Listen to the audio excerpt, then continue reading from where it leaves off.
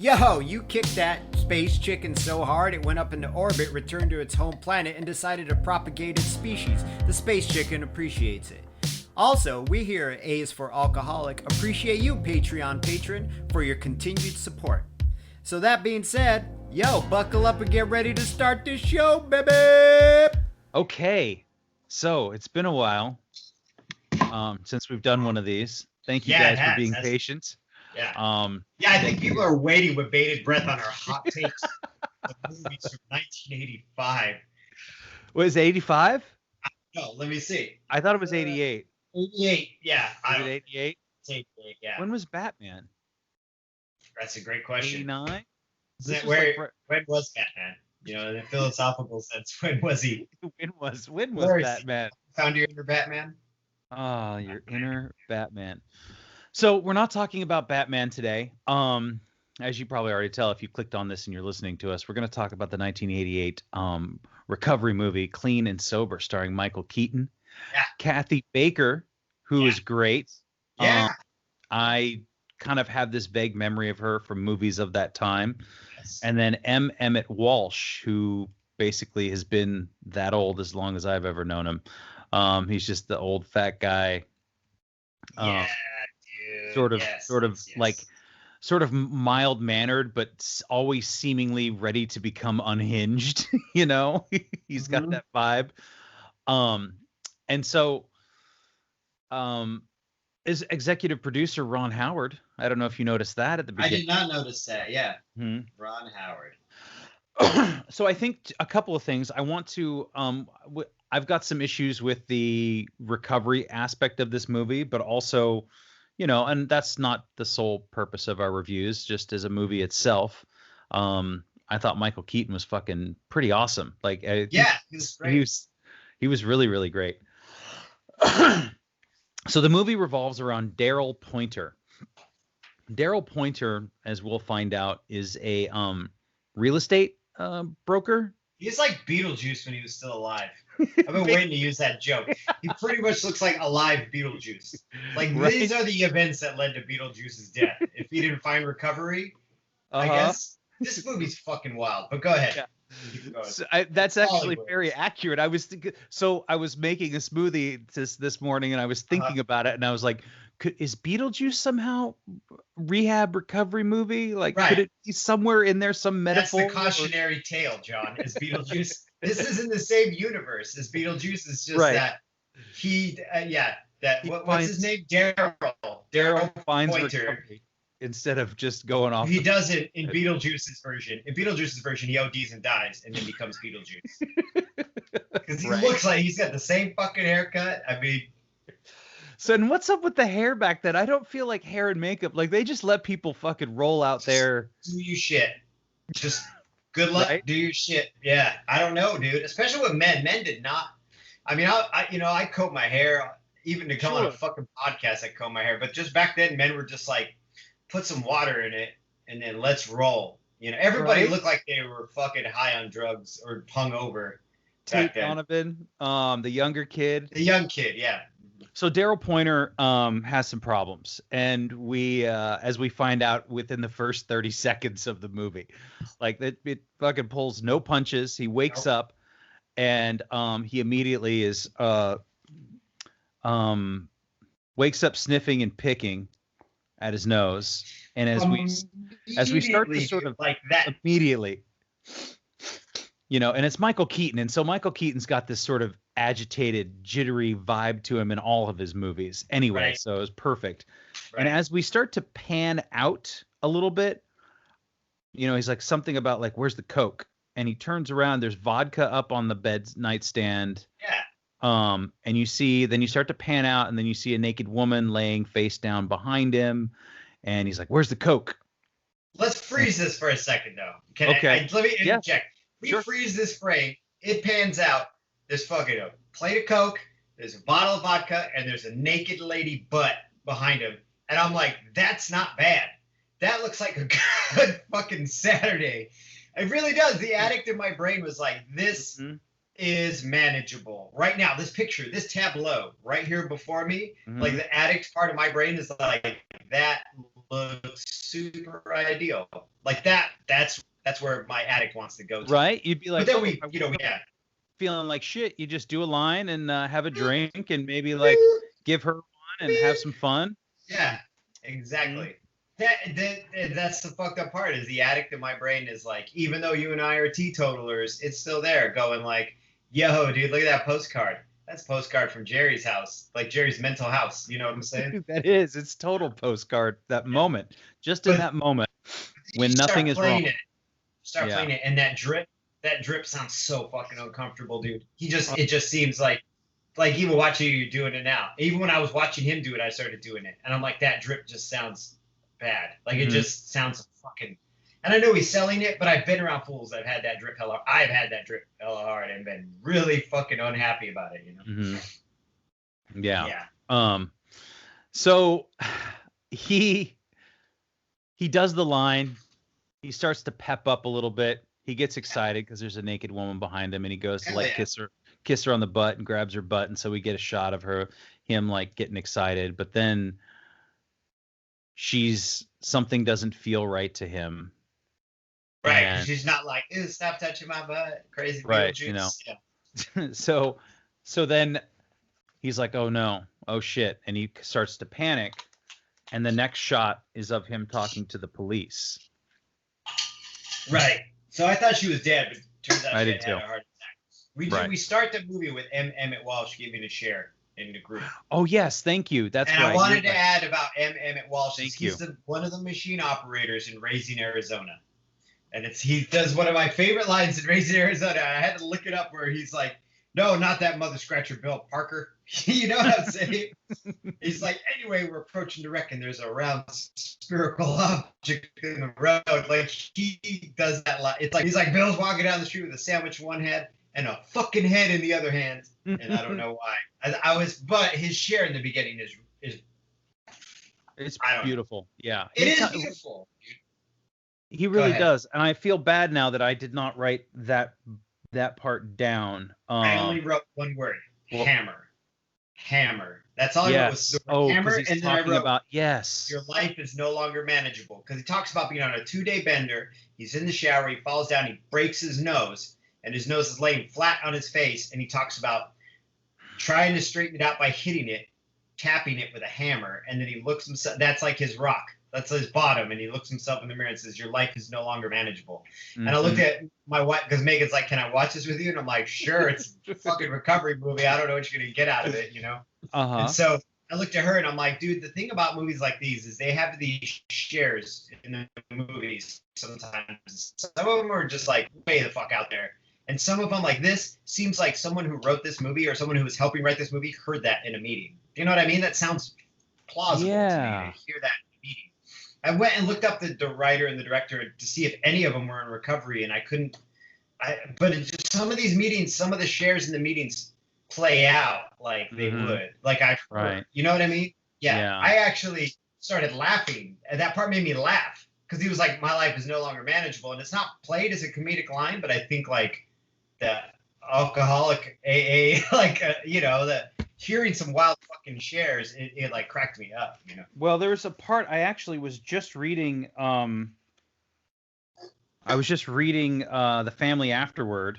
I don't mean to bring in literature here, but it's just you bring up outsiders are sometimes shocked when we burst into merriment over seemingly tragic experience out of the past. But why shouldn't we laugh? We have recovered and have been given the power to help others. And it happens a few times in this movie where they're in their group and they're giving shares and they all start laughing at something fucked up. Oh, we'll go to it, but there is a scene where they're talking about how they're all like just sitting there in this one more tableau, almost like a Breakfast Club tableau. Everybody's in a separate pose, and this woman's talking about how hard it is and how much it sucks, and she just wants to get better and like how rough it is on her family. And then it pans back and there's another woman sitting in a chair and she goes, you know, to make this better. And they're like, what? She's like, a drink. And then they all start fucking laughing. And I started laughing in the beat. I started laughing because I was like, yeah, bitch, of course it would. You know what I mean? But of course it wouldn't. Yeah. Mm-hmm. So let's what are we doing? So he's talking to the cops. We find out that she's had a heart attack. The police are like, you better, you know, is she going to be okay? And the cop says, you better hope so, asshole. You're going to go to fucking jail. You know? Right. So he just was doing coke with a woman who's now had a heart attack and is being taken to the hospital. The police know who he is and where he lives. And then in the next scene, you see him at the fucking airport in a very something that would never happen today. Obviously, this is definitely a movie of its time. Would have gone down in 1988. Give me a ticket to anywhere. Right. Slap. Yeah. So basically, it's like whatever it was, St. Louis, Minneapolis, anywhere. And so just give me the fuck out of here. Yeah. And that doesn't work that way anymore these days. But so and his credit card doesn't work. It's declined. And so then he wakes up in the parking lot of the airport because he doesn't know where the fuck to go, and he's stuck there.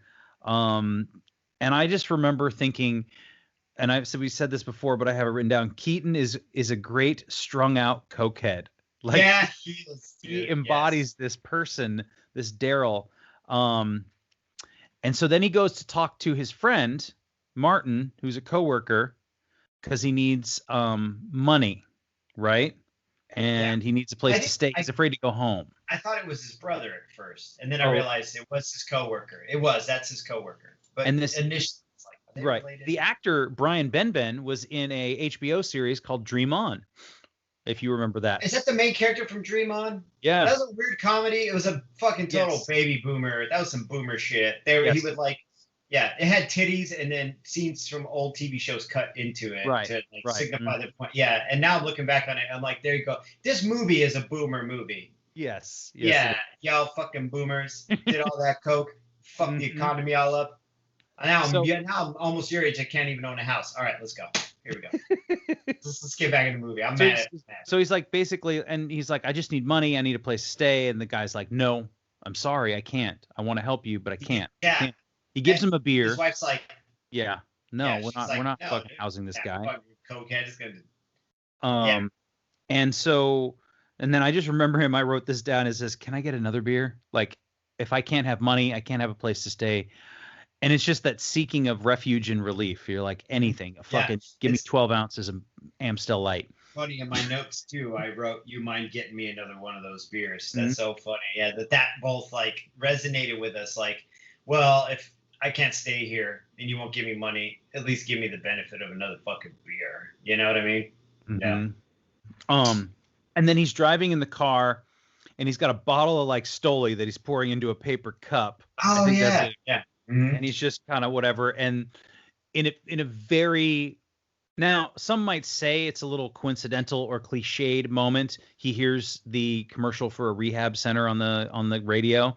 Yeah. But also some might say these are those God shot moments that we have actually come across in our own lives. Right. So wouldn't the those coincidences and those instances of a higher power like working its way through life in a sense could be really fucking cliched, because that's how coincidences are. They're very cliched. Like, I don't think I've ever had a power greater than me kind of coincidence in my life, or some coincidence in my life that feels like there's something else kind of pushing and nudging that hasn't felt like a fucking cliche. You know what I mean? Where your internal monologue isn't like, come on, really?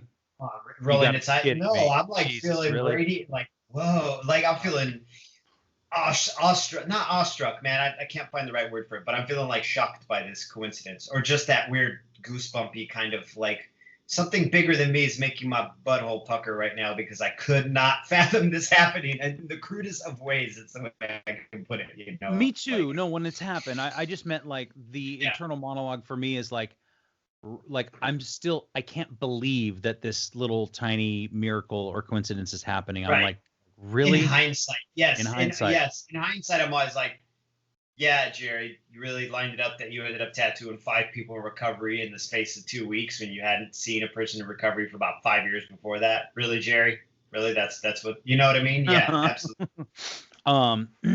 So, and this is not an epiphany to get sober, by the way, in his in that moment. This is, he sees it's interesting, right? Because he sees rehab as a place to hide. It's in a big giant one of these state-run hospital kind of places, right? And so he's like, well, the cops can't find me if this girl dies. Oh, and He owes money. He owes a lot of money to the company that he works for. He embezzled money. Yeah. Yeah, and I've heard this story too from people, and it's fucking terrifying. I mean, it's like, it's one thing to be in debt; it's another thing to have stolen tens of thousands of dollars from your boss. Took it from his boss, tried to put it into the part of it into the stock market to make more money back, and then used part of it to buy coke and get fucked up, and then lost it all. Yeah. So I think he's trying to outrun that too, right? Initially, I thought he was trying to outrun a drug dealer, right? Because that's part of the trope. I'm going to run a drug dealer. But then it turns out it's not. He's running from his work finding out, and this woman, if this woman dies, he doesn't want to be prosecuted for it. Right. So he checks himself into rehab, basically to hide out, not even to get sober. He's just like, well, if I'm in the hospital, then he tells the nurse, like, so anonymity, nobody's going to know. Yes. Perfect. That's exactly what I need. And I just remember, and so there's a lot of definitely 80s vibes to this, where he's laying in bed and sort of coming to the realization of his reality, and like the sort of like dramatic saxophone music comes in. Yeah, dude. Kind of just. The score to this movie is real crazy, dude. It is. Yeah. There were some others. I wanted to go and actually get the score to this movie, because there was a couple of songs in there where I was like, this is fucking intense. Like, it's just, but it's very much of its time, right? Right. So this scene, when he comes in and they run him through the ropes of rehab, and they're like, we're going to give you Librium. We're going to do this. You're going to get sick. You're going to have fucking crazy dreams. You're going to sweat. Probably throw up. So I remember seeing this movie when I was a kid. In 1980, I was like 13. I was like 13. So I saw this movie when I was like between the ages of 13 and 15. I saw this movie. And that scene stuck with me my entire life. And I was telling Megan, it occurred to me yesterday when I watched it last night. I was like, oh shit, this is it. This is that linchpin in my life. Because trying to get sober, when I thought about getting sober, this is what I thought of how bad it would be. Like, this is what recovery looked like to me in my brain. And watching this movie as a kid, it laid it all out. It said, you're going to be in a bathrobe. You're going to be smoking cigarettes. Some dude's going to flip out. You're going to fucking throw up. You're going to see spiders on the walls. It was this, and there was an episode of Cops where they busted a guy who was going through the DTs hella hard. And, of course, like the police in this country, they just handcuff a guy going through DTs. That's great. Anyway, this guy's going through DTs, and he's, like, seeing spiders everywhere and shit. Like, hallucinating them while they're arresting him. And those two things stuck to me. It was the fucking spiders, and it was the fucking idea of, like, throwing up and having to do all this awful fucking shit. And that's why I didn't want to get sober at first. Sure. I was so afraid of that. Yeah, and it was this movie. It was really weird, man. I was like, oh, this movie that I resentfully am watching right now. But ended up being this important part of my life, you know, because I came to this real set. I was like, fucking John, make me do homework. Now I got to watch a movie about recovery and sit here and stare at my own belly button about how I'm a fucking recovering alcoholic. And then 10 minutes into it, I'm like, I really like this movie. Like, I think I need to be watching this movie. You know? Well, Michael Keaton sells it, because I was feeling the same way about it, you know, and I was like, this is going to be so fucking cliched, and this, like, oh God, exactly. I mean, I was like, Jesus, I see it, but he really, really, like, the performance, the acting is really great from everybody. And he is the epitome of what they call a survival machine, right? And I don't know if they use. I remember going to an NA meeting with my sponsor, and at this NA meeting, that somebody in their share or in their literature at the beginning had used the term survival machine. Like, you would cease to become a human being, and now your only purpose is to survive. And so your fuel, the mechanism that makes you continue to survive is your drug of choice. And so I see him on the phone making these calls and trying to hustle. And I'm like, he's shady and he's really slippery. But the reason why he's shady and slippery is because he's trying to his brain is telling him this is the only way he can live. Like, him as a person overall, I don't think he was a shitty person. Do you know what I'm saying? Like, I think he was a shitty person, but that wasn't his motivating factor, was to be a fucking asshole. His motivating factor was to be a survival machine. Right. To continue, you know, any means possible to get that fuel to continue running, you know? Right. And so in this, once he gets detoxed, and then they're like, you're going to meet your counselor. Yeah.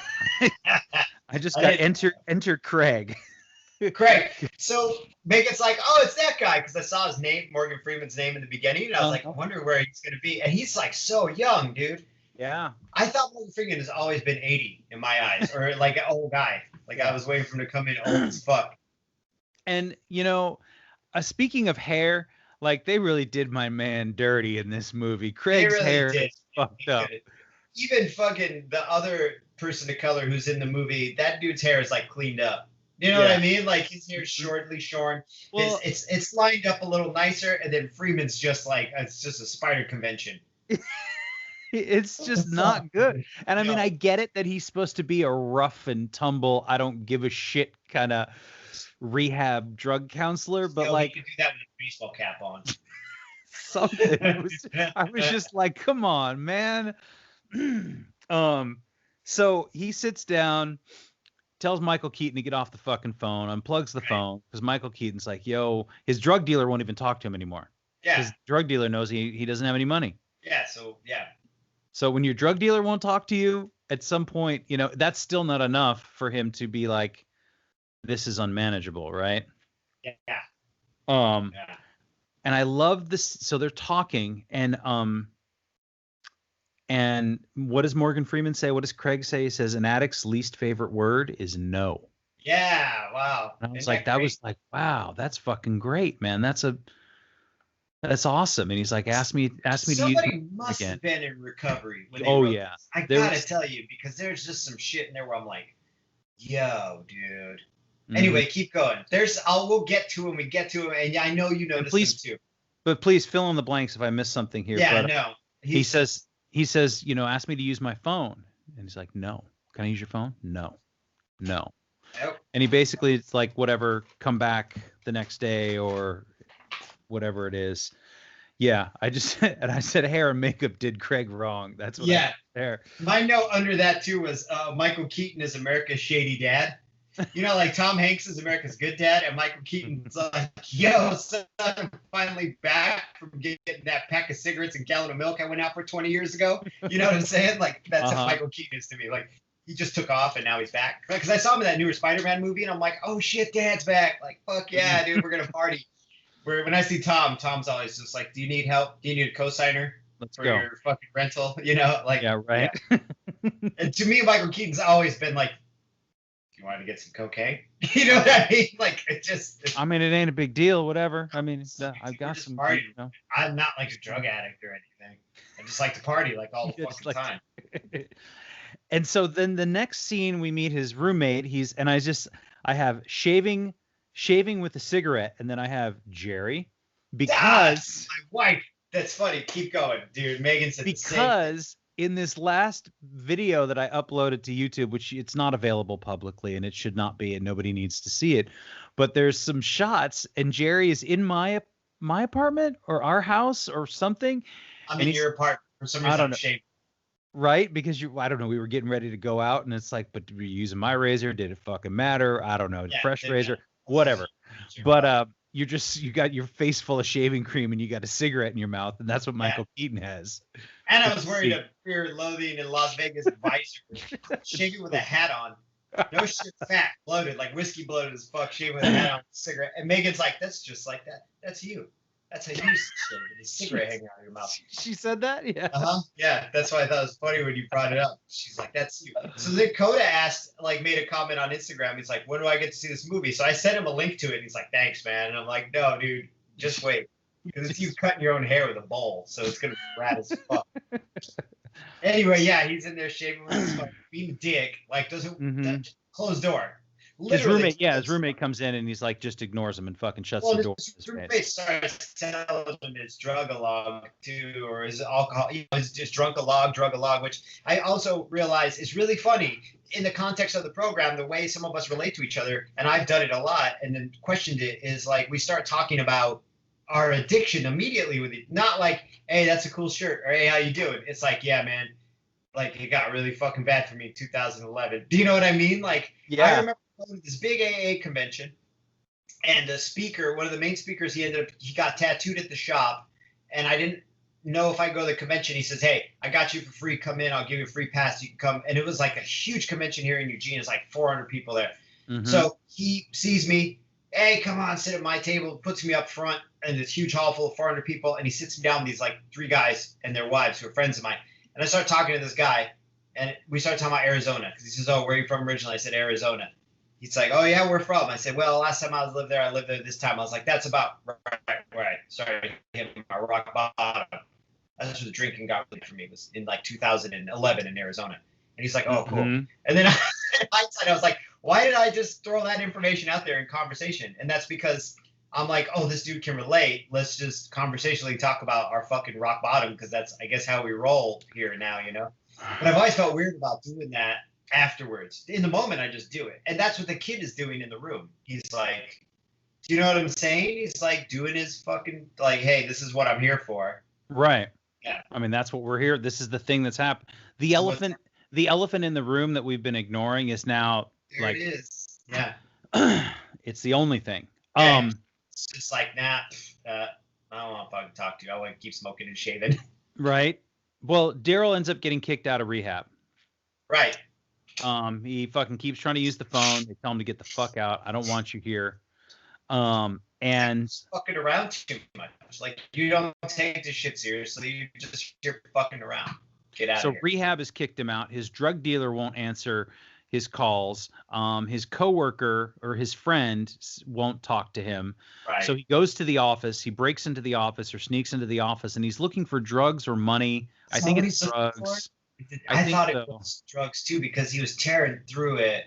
So he tears up the whole office looking for this envelope for drugs. That lady, like, that beat is played out for drama's sake. It was a little funny when he looks up and that lady's just standing there, and she's just like, "I'll be back. I'll come back later. I'll come back later." And she wheels out. Yeah. Yeah, and to me, I was like, this is supposed to be serious, but it's a little fucking funny because she's just backing out like, "I'll be back later." And he's like, "No, it's all good. I'll clean it all up."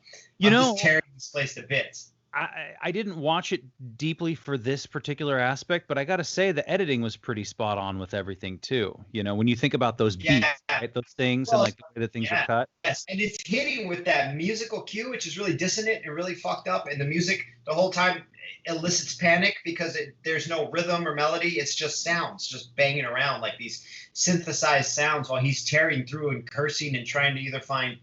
I think he's looking for his stash of coke that he was asking for his partner to FedEx to him. To the hospital. He's like, "Oh, I can't even fucking do rehab right. What the fuck?" And then I might as well just fucking do some coke and figure it out from here. Like, then we'll plan. We'll plan from there. We'll get what we need and we'll plan. And that dude is like, what, 3 days sober at that point? It's like, God damn, this fucking movie. So one of the really big emotional scenes is when he called, and it's just him on the phone. So there's no other actors in it. And that's it's amazing. Great. Kills it, dude. He's talking to his mom on the phone. Yeah, dude. And dude. He beats around the bush, but he ultimately tells his mom that he needs $30,000 and that she should put a second mortgage on the home. And he's like, and so on the other line, just from his reactions, you know, his mom starts crying and, you know, no, you don't have to go live somewhere else. It's going to be okay. And then he's just like, never mind.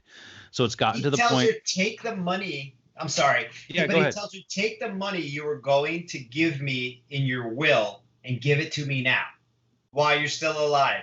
Wouldn't you rather see me enjoying and using the money now while you're alive than just giving it to me after you're dead? Like, so fucking manipulative, so wild. And he does great. Like, he has to just act with a phone and do it like hard. Like, he fucking killed it in that aspect. I thought about like Jurassic Park and they fucking wave a tennis ball in front of Chris Pratt. He's got to put his hands out like, "Whoa there, Nelly," to like a fake velociraptor. And I'm like, that's pretty good. But this dude with a phone trying to have a hard emotional conversation, trying to gaslight, manipulate your mom to give you 30 grand to pay your boss back so you can still keep working to get more coke.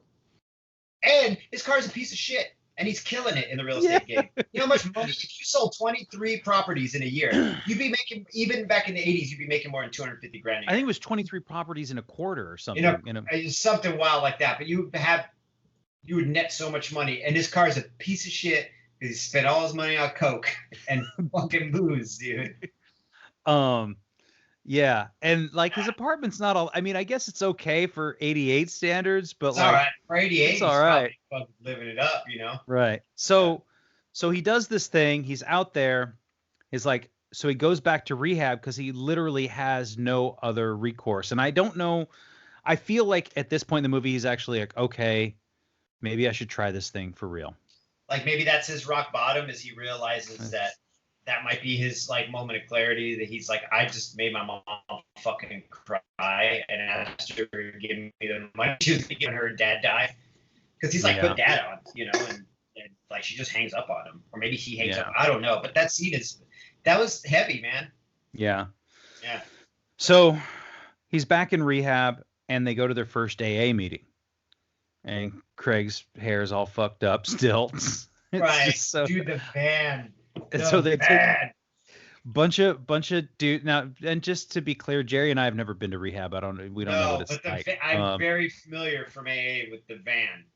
I know the van. I have not ridden in the van. But you've seen the van pull up a lot, like every time, especially in early recovery. In my first 18 months, John, when I was still smoking cigarettes, I would like chain smoke up until the moment I had to walk through the door. Like the minute they started doing the prayer, I'd be like putting the cigarette out, going inside, because I didn't want to fucking talk to anybody. I didn't want to socialize. But every time a white van will pull up, 8 fucking guys would get out between the ages of 18 and fucking 40. And when the van pulled up and he turns around and tells them all like, hey, like, you need to hear something in there. You need to find something you relate to in there, which is great. That's like that's your fucking recovery cornerstone. You got to relate. Mm-hmm.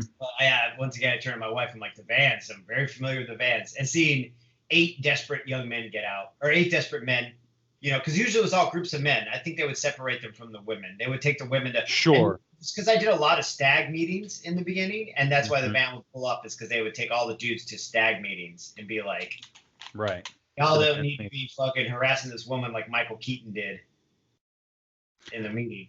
Yeah, well, and there was a couple. Yeah, there was a couple things where the woman gets up and reads the preamble or reads how it works, and she gets a big applause. Yeah, and I don't know if she got the applause for the preamble, and I was like, that's not really how it works, but whatever.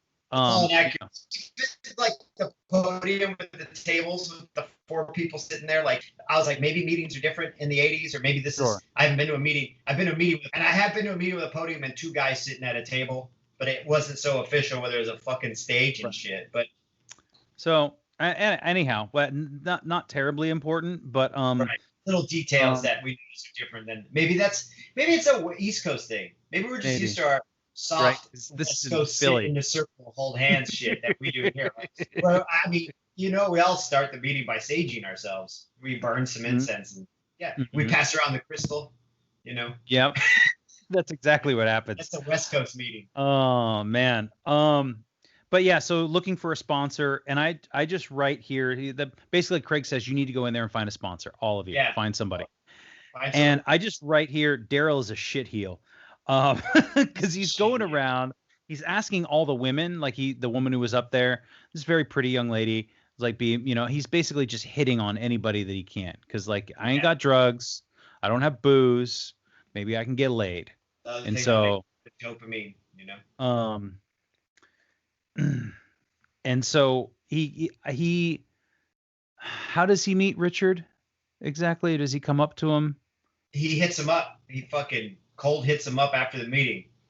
Richard does to Daryl. Yeah, Daryl's outside smoking. Richard walks up and says, "How you doing tonight?" Blah blah blah. Daryl's sitting there eyeballing the fucking phone booth, and he's like, "You really want to walk over that phone, don't you?" And he's like, "That's right." Yeah, what are you talking about? He's like, "Here, you need somebody to call me." He gives him a little meeting schedule with his number in it.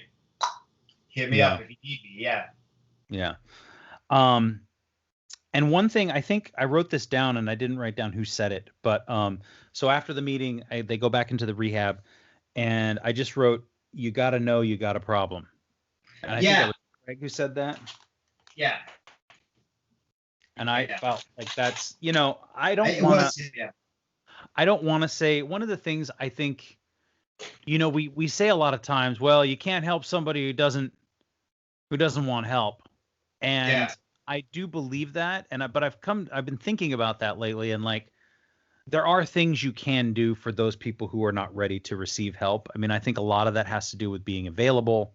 and being present and, letting them know that you're there, even if it is, and setting a good example. So those are things you can do.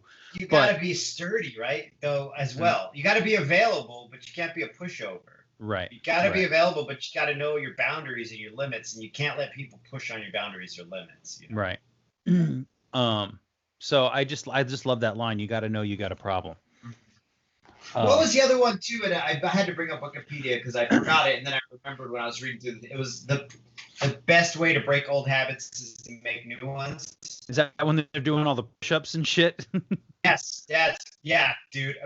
Ezekiel, dude, that dude wiles out. That dude grabs a fucking TV and he throws a ashtray through a TV. He's running around with his butt hanging out of the fucking gown. Yeah. All out. Strong as fuck. I'm like, just let him go. Because he's going to beat the fuck out of everybody in here. He's a giant dude, Mm-hmm. Yeah. Ezekiel's doing the push-ups, I'm crushing it. And I looked at Megan and said, that's me and John. Yeah. Megan started laughing. I'm like, that's you, John. We're replacing our fucking addiction with just crushing push-ups. Making that noise, too. Man. Those last few, I'm like grunting. Sounds like I'm fucking pushing a hemorrhoid out, man. Yeah, me too, dude. Me too. Especially the last few crunches and push-ups rough, dude. Mm-hmm. Yeah, the weight on your chest. Yeah. I noticed too at the one point they do a family group session, which I just said seemed a little intense. Very intense, right? Like to bring your family and your loved ones in who have been dealing with your alcoholism and then fucking just yell at each other. I'm not sure. Bitch, flush my rock down the toilet. I was just like, dude, what the fuck? Bitch, you flushed my rock down the toilet. And she's just like, you whoop my ass and fucking spend all our money. Just, whoa, dude. I've been in family group therapy like that, and it's not comfortable. I hated it. It did not help me solve my problems.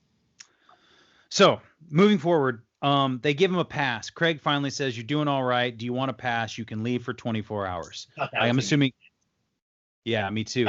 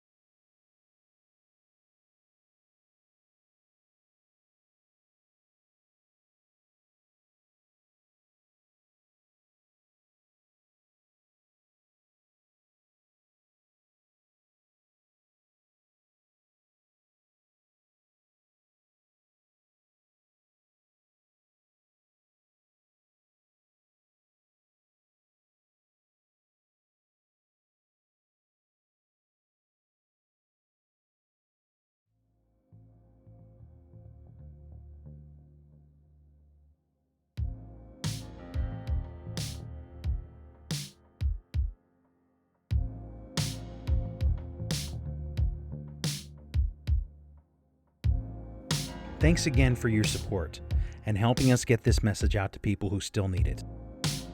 Our music is by Neglect. You can find more of his work at neglect.bandcamp.com. And you can find us on Facebook, Twitter, Instagram, and A is for alcoholic.com. Thanks for listening.